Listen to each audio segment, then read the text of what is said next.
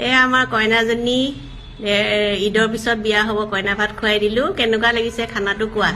খানা গোটেইখিনিয়ে বহুত টেষ্টি আছে। আন্টি আংকলে পুৰা মৰমত বনালে।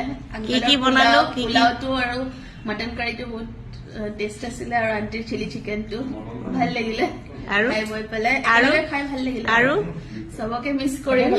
আৰু চিলি ফিছটো মই মাছ নাখাওঁ হ'লেও খালো আৰু আৰু চালাডটো কেনেকুৱা লাগিলে? মিঠাইটো খালি কিনা, বাকীবোৰ গোটেইখিনি বনোৱা। আৰু চালাড কেনেকুৱা লাগিলে? ভাল লাগিলে। পোলাও টেষ্টটো আৰু বেঙেনা ফ্ৰাই কেনেকুৱা লাগিলে? বেঙেনা ফ্ৰাই সকলোখিনিহে ভাল লাগিছে। আৰু খালি ৰাতিপুৱাৰ পৰা আন্টিয়ে কষ্ট কৰি ইমানখিনি বনালে, আমি ভালকে খালো।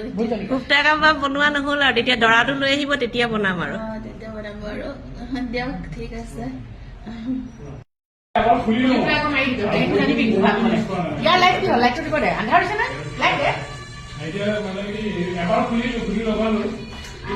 পিঁয়াজ কৰিছিলো নহয়, তেতিয়া কৈছিলো